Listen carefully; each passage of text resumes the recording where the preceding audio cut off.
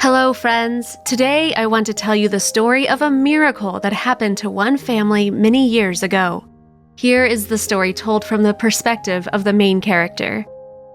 Every time we remember the story, we cry with happiness. I always puzzle over what kind of grief could have happened in our family if I had given up and did not do what I did. I was 25 years old, and I was returning home after another vacation with my parents.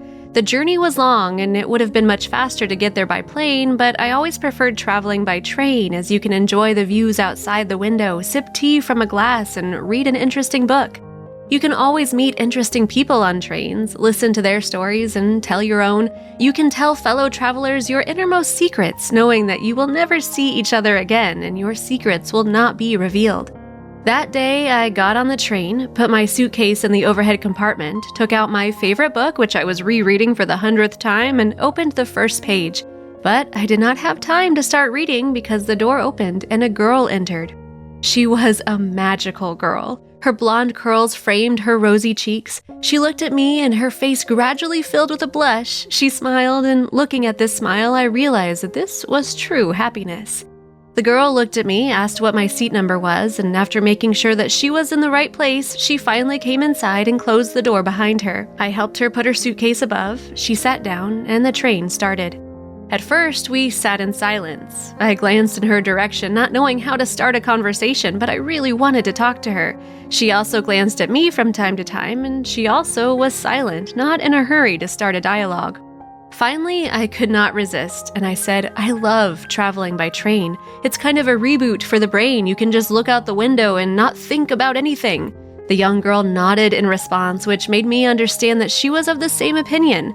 And then we started talking. All the way, we could not help talking with each other. We turned out to have so many things in common that we were vying to tell each other different stories from our lives. It seemed that we had known each other for ages. 2 days on the train passed very quickly for us, and the train brought us to the final stop. It was time to say goodbye. We exchanged phone numbers and parted ways. On my way home, I realized I already missed that girl very much, and I immediately texted her. For the next few days, we lived on the phone, constantly sending each other various messages. At that moment, I realized that I could not live without her. We agreed to meet, spent a great day together, and in the evening I asked her to become my wife. This was very unexpected for her, but to my surprise and joy, she immediately agreed. The next day I was already choosing a ring for my beloved, and a month later we got married. We could not get enough of each other. We talked for hours about everything in the world and were really happy. 4 months later, I learned the good news that I would soon become a father. How happy I was! This was the most wonderful news of all. We started preparing for the birth of our little son. First of all, I made repairs in the guest room, which we decided to convert into a nursery. We ordered a crib and a bassinet, spent hours on children's clothing websites, and chose things for our future baby. We also decided to keep a weekly family photo report, how we were preparing for the birth of our baby, and also took a photo of the growing belly of my beloved in order to then make a beautiful collage of all those photos.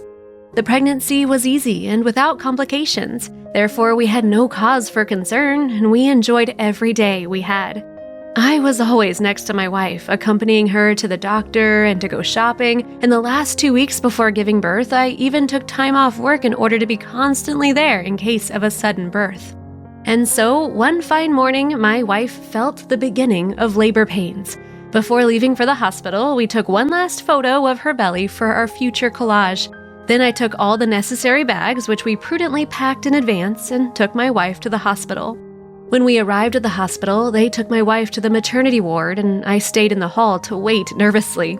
Minutes turned to hours, and hours turned into eternity. It seemed that time stood still in anticipation of news, when finally the door opened and the doctor brought me the news that my son was born. I was happy, but I knew from the doctor's face that something was wrong. I looked at him questioningly. "What is the matter, doctor? Is there something wrong?" "The baby is all right," he replied, "but your wife was urgently transferred to intensive care. During childbirth, amniotic fluid got into the blood, and we are doing our best." I stood there and did not understand what was happening because everything was fine. The pregnancy proceeded smoothly. An hour later, the nurse came out, and I saw a little baby in her arms. She came up to me and handed me my newborn son. I held him in my arms, looked at him, how he looked like his mother. The doctor came out and told me that they did their best, but unfortunately, they could not save my wife.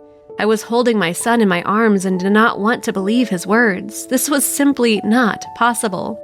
I sat down helplessly on a chair and picked up the phone. I reviewed our photos, looked at my sleeping son, and was dying of grief.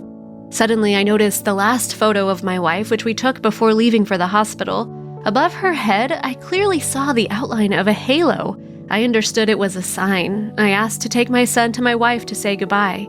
When we approached her body, I still could not believe what was happening.